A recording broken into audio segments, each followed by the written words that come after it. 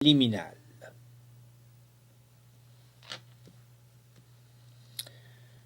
Audience numéro 12, la signification de la pudeur. Dans l'expérience de la pudeur, l'être humain expérimente la crainte à l'égard du second ego. Ainsi, par exemple, la femme face à l'homme. Et ceci est substantiellement une crainte pour son propre ego. Avec la pudeur, l'homme manifeste presque instinctivement le besoin d'affirmer et d'accepter cet ego à sa juste valeur. La pudeur est une expérience complexe, également parce qu'en éloignant presque un être humain de l'autre, la femme de l'homme et vice-versa, elle cherche simultanément leur rapprochement personnel, en leur créant une base et un niveau approprié. L'analyse de la pudeur indique clairement combien exactement elle exprime les règles essentielles de la communion des personnes, et de même combien étroitement elle est liée à la dimension de la solitude originelle de l'homme. Ils étaient nus, ils n'en avaient point honte. Il importe avant tout d'établir qu'il s'agit véritablement d'une non-présence de la honte, et non pas d'une carence ou d'un sous-développement de la honte.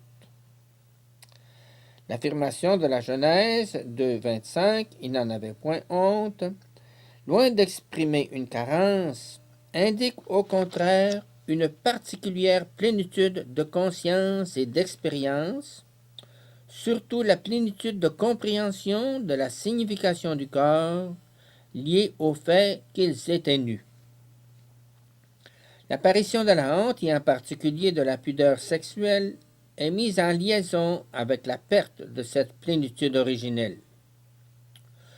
Nous devons nous demander à quelle plénitude de conscience et d'expérience, et en particulier à quelle plénitude de compréhension de la signification du corps correspond la signification de la nudité originelle dont parle Genèse 2,25.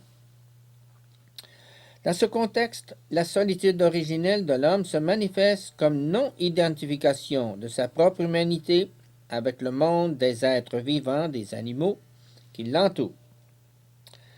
Par suite de la création de l'être humain comme homme et femme, cette non-identification cède la place à l'heureuse découverte de sa propre humanité à l'aide de l'autre être humain.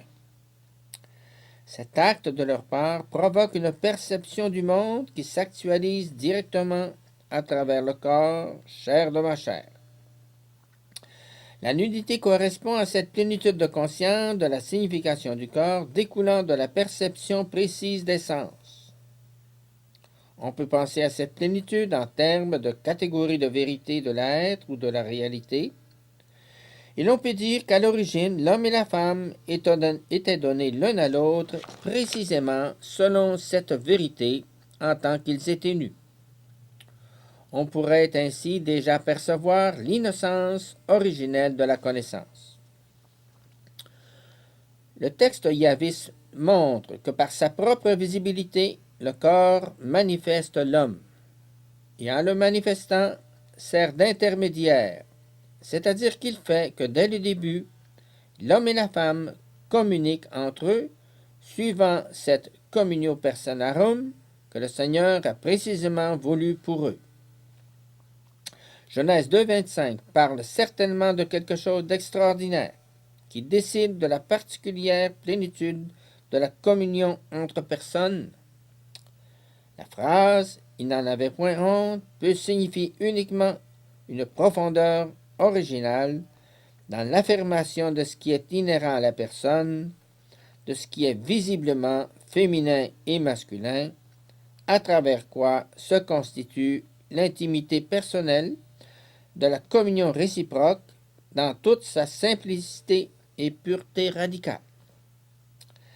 À cette plénitude de perception extérieure exprimée par la nudité physique correspond la plénitude intérieure de la vision de l'homme en Dieu, c'est-à-dire à la mesure de l'image de Dieu.